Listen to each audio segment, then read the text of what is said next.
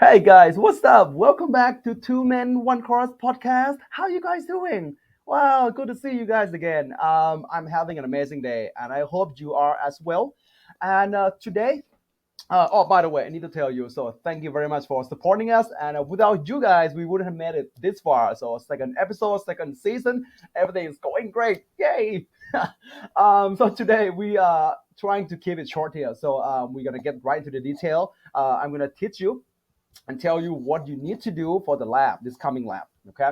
And all the calculation involved. What you're going to need is you're going to need a scientific calculator, not from your phone. Just get used to using it, and your computer, a laptop that has Excel. Okay, if you have a mouse, it will save you a lot of time. Okay, so I'm going to teach you how to plot graph. All right, let's get into the detail right here. So today, this lab, you're going to determine the concentration of phosphate in a water sample. Right, we take it from Mississippi River, and I use a spectroscopic method. Okay, as some of you probably have heard the word spectrophotometer or spectrometer. We're gonna use that. Okay, all right. So let's start it right here. So all the mineral in water. You guys know water has a lot of things dissolved in it. We're gonna focus on the mineral in water, especially the nitrogen as nitrate. Okay, nitrogen is essential to production of plants and animal tissue and used for synthesized protein. I think you know that is in biology. Phosphate, on the other hand, is also important, right, for converting sunlight to usable energy and for help cellular growth or reproduction. Right? Really important. But too much of the good thing is not that good. I'll take a look right here. This is what happened. Eutrophication, I think that's how they say it. So it's an excessive amount of phosphorus and nitrogen, or phosphate and nitrate in water. So too much of these minerals speed up to uncontrollable um, what's it called, growth of plant life, for example algae, and the uncontrollable plants deplete the oxygen in water, and that causes all the marine lives die basically. Okay, so for this is really important. So the U.S. Environmental Protection Agency, so US EPA, say that the water sample from river cannot exceed, say it wrong. No, the phosphate level of a water sample cannot exceed 0.050 milligram per liter or part per million. You probably have heard this word before, ppm. Okay, so we can't exceed that. And we can take a look at it. So in New Orleans, we have a Mississippi River right through us. We're gonna take a look and measure the concentration of phosphate level in this water sample. Okay. All right, but here's what we're gonna do. So a little bit problem here. So phosphate solution is colorless, has no color. How are you gonna measure the concentration of it? Well, we have to make it colorful by adding a compound, a solution called ammonium molybdate. Okay, molybdate or molybdenum can react with the phosphate from a complex called molybdenum blue. Looks something like that. Depends on concentration. Okay, so it looks something like that. You're gonna take this guy, put in a cuvette, and add in onto the spectrophotometer or spectrometer and measure the absorbance. Okay, we're gonna talk about how to use it in a little bit, right? But basically, this is what you're gonna do in this lab. All right. Now let's talk about spectroscopic determination of concentration. You probably have learned from lecture, especially in Gen Chem 1 maybe, that the transition state, transition metals, I say it wrong again. No, the solution of the transition metal show a different color because they have different oxidation number, and it's all really colorful right here. Okay.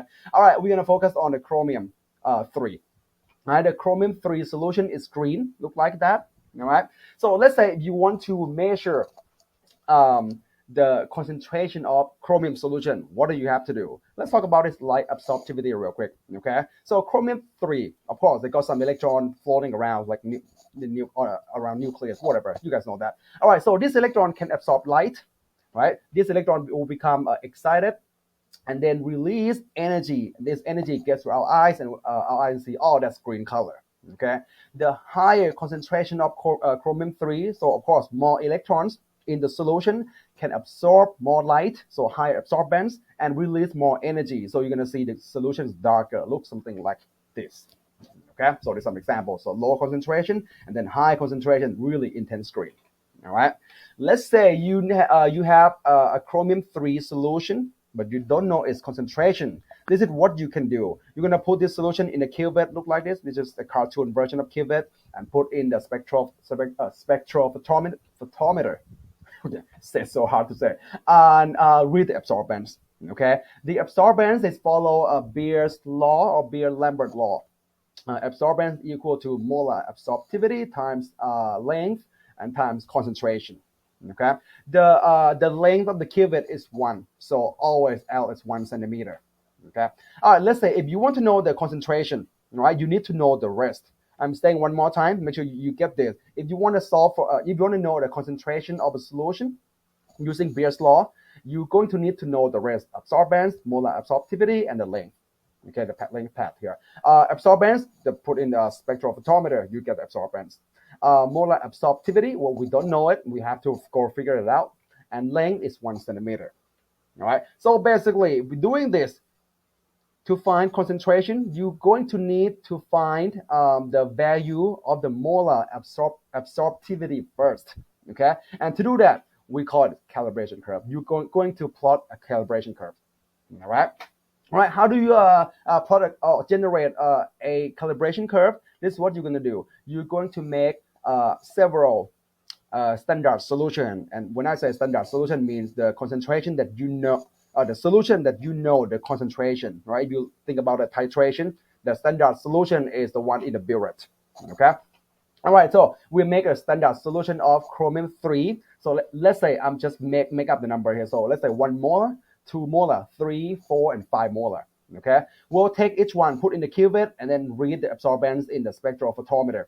Okay, and let's say you read it and it goes like you can plot it: absorbance on the y-axis and concentration on the x-axis. Now, so 1 molar, you get some absorbance. 2 molar, of course, you're gonna get higher absorbance. 3 molar, higher absorbance. 4 molar, 5 molar, higher and higher absorbance. You're gonna have plot graph like this, right? Absorbance on y and concentration on x-axis. Okay, you can find the slope of it. I'll take a look. So it looks like a straight line. You know, if you look at the equation, A equal to eta, that's molar absorptivity times L times concentration. This actually like a linear equation where y is absorbance and x is concentration. Okay, it looks like a linear equation, and the slope right here, M is slope. The slope of this Beer's law is molar absorptivity times length. That's a slope. And if you still remember, what is the length of a cuvette? It's 1 centimeter, so L is 1. Basically, the molar absorptivity is a slope. Okay, so we call this generating a calibration curve, and you're going to do this in the lab. All right. So at this point, you know. Now go back to an unknown concentration of chromium sample. Right? We did absorbance and we find absorbance, so it's 0.2. So we know the value of absorbance. Molar absorptivity. So we just did it together right here. So that's the slope of the calibration curve, and the length path length is 1, and so for the concentration. That's it. That's pretty much the whole lab. You're gonna do something like this. Okay. All right. Before we move on to the real situation, we're gonna simulate the situation that you'll be doing in the lab. Let's talk about our sponsor of this podcast. All right, if some of you have watched this video, take a look right here. And aw, a dog. Why are you leaving me this time?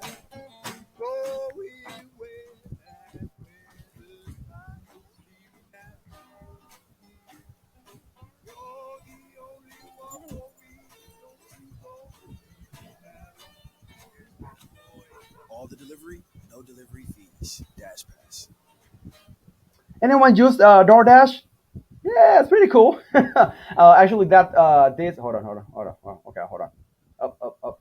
Okay, that video was as an ad for a Super Bowl ad. So and you will see like every year the Super Bowl ads always have dogs or some certain type of animals in it, and people love it, and I like it. So all right, anyway, so let's simulate the real situation that you'll be doing in the lab. Okay, so we're gonna give you a water sample. Hopefully we can get the Mississippi River sample. All right, depends on its availability. So anyway, so you're going to have one or two water sample, and you're going to need to determine the concentration of phosphate in it. All right, now the problem is, again, phosphate solution has no color, so you have to brighten it up. So add color into it by react with ammonium molybdate solution. It wears for about 10 minutes. Okay, and then you're gonna get like a molybdenum blue solution. Look like that is really intense dark blue color. You're gonna put this, some of it, it's just like I think probably 1 to 2 milliliter, maybe 1 milliliter, put in a cuvette like that. Don't add it too full, otherwise it's gonna go everywhere, overflow, and you have to clean it up. And if you put this in the spectrophotometer and you mess up the spectrophotometer, well, we will have a problem. So don't add it too full. All you need, just add it high enough that the light path goes through it. That's all you need. Okay. All right. The spectrophotometer that you'll be using looks like this. All right. So you have a monitor, we have a knob, we have all the button. You can the button right here. The sample holder is right in the middle right here. You can open the blue thing right here. So open it, you will see it. The sample holder. Okay. Put a cuvette in, close the sample holder, and then you just read it. Oh, take a look right here. All right. First off, the molybdenum blue absorbs light at 880 nanometer. So you have to turn the knob to 880 nanometer. And then you read. It will just automatically read it. Right. So 0.22. Okay. So, all right, 0.22, that's it. Absorbance of this solution. Okay. And you can guess that if there are more concentration of phosphate in water sample, the blue color is going to be more intense, basically. Okay. All right. Now, if you want to calculate the concentration of phosphate of this sample, this water sample, right, concentration right here. So you need to know the rest. Remember that? Absorbance is 0.22. We just read it right there. All right. Molar absorptivity, we don't know it yet. We have to figure it out. Length, well, it's the length of the cuvette is 1 centimeter. That's it. And concentration. Okay. So you have to go find the molar absorptivity of the molybdenum blue. And to do that, well, we have to make a standard solution. Okay, you're going to make 6 standard solution. So I'm just make up the number right here. So let's say 0.2 millimolar, 0.1 millimolar, 0.05, 0.025, and 0.0125, and one more at the bottom. Here we go. So 6 of them. All right. Of course, none of them have color. Right? It's just phosphate solution. Right. Phosphate solution has no color, so you have to react with ammonium molybdate. Wait 10 minutes, so you're gonna see all intense blue color like this. Okay, so note that I intentionally make the blue color is fading down here, right? Just low concentration, so lighter blue, right? High concentration of phosphate, so make it intense blue. If you know Sydney, one of your TA, okay, if you know her, so Sydney have done this 3 or 4, maybe 5 times already. I asked her to try it out, and that's her the water sample after adding the ammonium molybdate. Okay, so high concentration to low concentration. Look at right there. All right, this right here, this solution is the molybdenum coloring reagent. So she mixed this solution with the water sample, which has no color. Mix this, the coloring reagent, you making the molybdenum blue. So that's why it looks something like that. Okay, one of them is blank. The last one is a blank. You always have a blank in it. Okay. All right. Now, now after you have all this molybdenum blue, we're ready to measure the absorbance for each standard solution. Put in the cuvette and then add on to the spectrophotometer. Okay, don't just add it to the spectrophotometer. You need a cuvette. Okay. All right. Read the absorbance. So let's say you get that. All right. So now we have absorbance right here and all the concentration of the phosphate. You're gonna put this into Excel. Look like that. All right. Now this is what I want you to do. So you have to do this for in the lab anyway. So pause the video right here. Try it out first on your own. I want you to plot right no, copy this data, so absorbance and then concentration, put in Excel, and then plot graph. Okay, remember the absorbance has to be on y-axis, the concentration has to be on x-axis. Right, plot a graph in Excel and get the trend line and then generate the equation on trend line. You done that on the first lab before. Okay, if you still remember, exactly like that. Try to get to the molar absorptivity of this equation. Let's try that first. Okay, try to pause the video and do it. All right, if you've done that, you should get a graph like this. Maybe it's not doesn't look like this because I kind of like make it a little bit easier to read, to see. Okay, but it looks something like this at least. Okay, and if you click on the adding trend line and then generate the equation, you should get that equation. Okay, r squared is close to 1, so that's pretty good data. All right, now the slope, where's the slope? Right there, 2243. Okay, so the slope is m right here is molar absorptivity and times length. Length is 1 centimeter, so that's it. So molar absorptivity is the slope, and that's the unit of it. Okay, now if you ask me how do I get this unit, well, the slope is y over x. Remember that, delta over y over delta x. Y has no unit, not nanometer, so that's a absorbance at this wavelength, so that's not absorbance, not the unit of absorbance, but the concentration have the unit of molarity. Okay, so that's where you get per molar. The per centimeter come from the length right there. All right. All right, now we're ready now. So how to get to the concentration of the phosphate in the water sample. Okay. All right, so from water sample, we did this already. So add molybdenum blue, wait 10 minutes. So you get, no, I said wrong. Add ammonium molybdate, wait 10 minutes, you get molybdenum blue. Put it in a cuvette, add on to read the absorbance in the spectrophotometer, you get 0.22. Okay, and it's molar absorptivity. All right. Use the Beer's law, right? So A is 0.22, molar absorptivity is 2243 per molar per centimeter. Length is 1 centimeter, and solve for concentration. Per centimeter and centimeter cancel out, so concentration is that. 2 sig figs, you get 2 sig figs. There we go. That's molar. Okay, but you have to determine the concentration to in ppm, part per million. So you have to convert molarity to part per million. All right. So part per million is milligram per liter. It's the same thing. All right, milligram per liter solution. So it's acceptable unit. So we go milligram of phosphate over a liter of the solution. Right now we have molarity, which is mole per liter solution. All right. So I'm going to take this number right here, put into right there. All right. Do not use the number that you have been rounded off. All right. If you remember, every time you rounding off a number, you add the uncertainty to the number. So don't do that. Use a raw number right there. Okay. So add right there. All right. Now, at the bottom, liter, as you get liter already, all you have to do is convert mole to milligrams. Okay. To do that, all right, moles to grams first using molar mass, put mole at the bottom and grams at the top. Mole cancel with mole. All right, grams to milligrams, so it's 1,000. 1 gram is 1,000 milligrams. So put gram at the bottom and milligrams at the top. No, cancel out. You should get this number. All right, that's a raw number. 2 sig figs, make it 2. So 9.3 ppm. Here we go.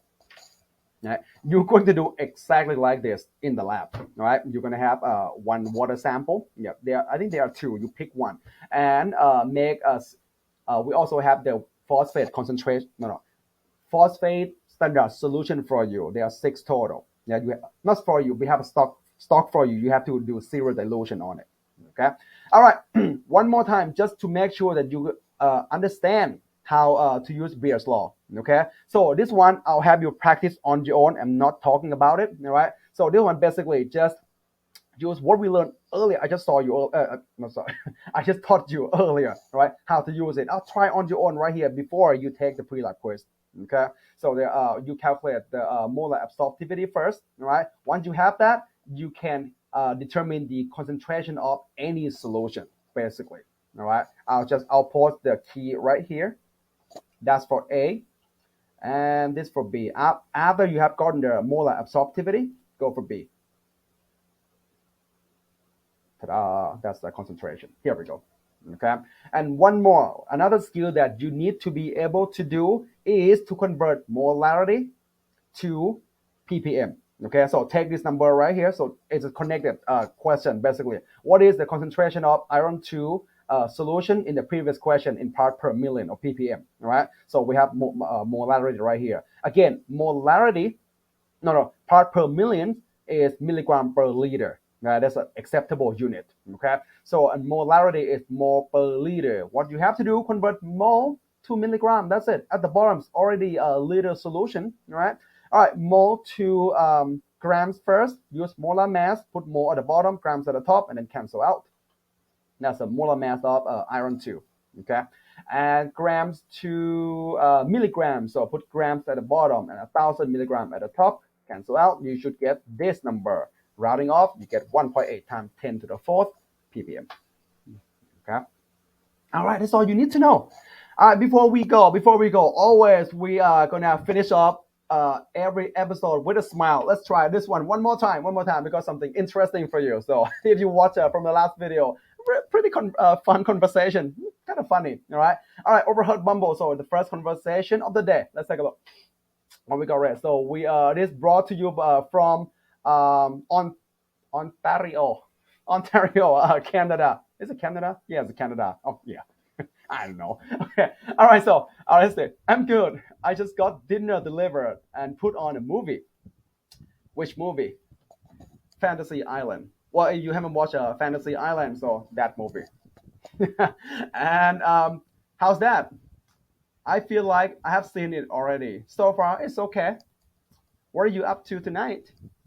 Drinks with buddies. You? Watching a movie with my cat. Which movie? LOL. Really? Dude, pay attention. What are you doing? The other person already told you it's Fantasy Island. Which movie? Damn it. All right, one more time. This one is brought to you from Los Angeles, California. Woo. All right, let's say, what have you been doing to stay busy lately? Not much. I have met with a lot of breads on this app. What makes you different from the rest? Oh, okay. Well, first off, I'm a self-starter and can do things on my own. Secondly, I have a great track record of giving people their space, but not ignoring them. And lastly, I actually listen and try to be an active participant in the conversations. For these reasons, I believe I stand out from the rest of the breads on Bumble. So, all right, so let's take a look at the comment, some of the comments. So it's a job interview, okay? Trust me, you will have no regrets. Okay, that's kind of smart. I like the when they play words. Okay. All right, so if you like our podcast, don't forget to click like, subscribe, rate 5-star. Tell all your friends or leave a comment as well. Okay. If you have any dead idea, tell Brett right here what they should do. Comment that down below. All right. Well, that's all you need to know. If you have any questions, let me know. All your TAs, whoever you feel comfortable for. Okay. All right. Thank you very much. I'll see you next episode. Bye.